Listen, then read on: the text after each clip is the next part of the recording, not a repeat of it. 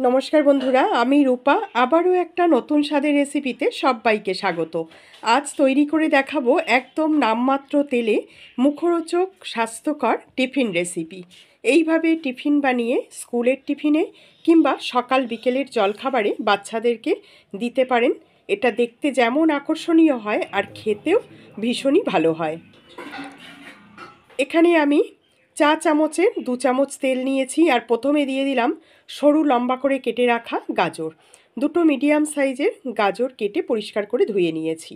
আর দিয়ে দিলাম একটা ছোট সাইজের পেঁয়াজ কুচি আর কিছুটা মটরশুঁটি বা কড়াইশুঁটি।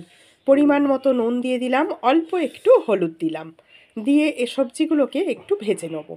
এবারে দিয়ে দিচ্ছি আদা কাঁচা লঙ্কা বাটা হাফ চামচের মতন, দিয়ে আবারও সবজির সঙ্গে ভালো করে কষিয়ে নিলাম।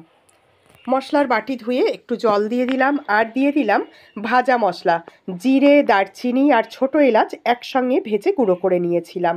আর দিলাম স্বাদ মতো চিনির গুঁড়ো আর দিয়ে দিলাম 2 চামচ টমেটো সস।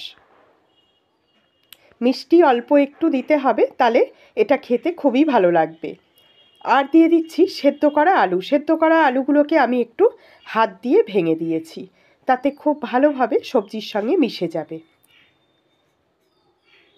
সব শেষে দিয়ে দিচ্ছি কিছুটা চীনা বাদাম, হাফ গুঁড়ো করে নিয়েছি, আধা ভাঙা চীনা বাদামগুলো দিয়ে দিলাম। দিয়ে পুর আমাদের একদম তৈরি। পুরটাকে ঠান্ডা করে নেবো। আর এদিকে আমি নিয়েছি আটা আর ময়দা মিশিয়ে, হাফ বাটি আটা আর হাফ বাটি ময়দা। স্বাদ মতো নুন দিলাম আর দিয়ে দিলাম 1 চামচ ঘি আর অল্প একটু জোয়ান দিলাম। এতে হজমেরও সমস্যা হবে না আর খেতেও ভালো লাগবে। অল্প অল্প করে জল দিয়ে আটা ময়দাটাকে মেখে নেব। এটা শুধু আটা কিংবা শুধু ময়দা দিয়েও করতে পারেন।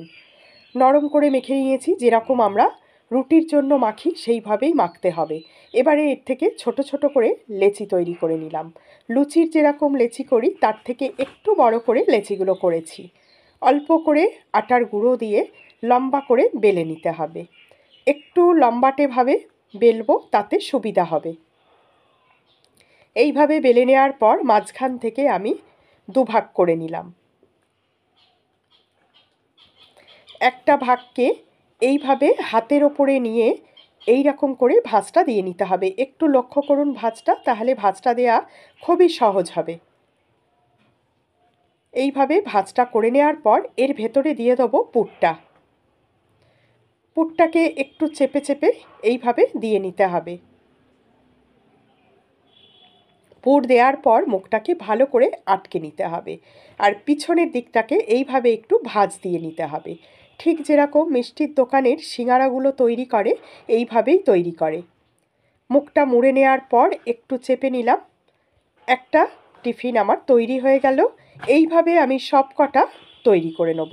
আরও একটা তৈরি করে দেখাচ্ছি। এইভাবে ভাঁজটা দিয়ে নিতে হবে আর ভাঁজটাকে হাত দিয়ে একটু চেপে নিতে হবে। নিয়ে ভেতরে পুর দিয়ে দিলাম। পুরটা দেওয়ার পর মুখটা সেই একই রকমভাবে মুড়তে হবে।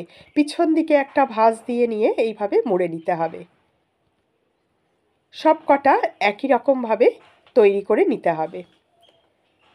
দেখুন আমি সব কটা তৈরি করে নিয়েছি।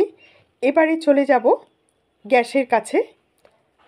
ওদিকে আমি একটা ডেকচিতে জল বসিয়ে জলটাকে ফুটিয়ে নিয়েছি আর একটা ছিদ্রযুক্ত থালার মধ্যে একটু তেল ব্রাশ করে সব কটা সাজিয়ে দেওয়ার পর চাপা দিয়ে 10 মিনিট একদম কম আঁচে ভাপিয়ে নিয়েছি।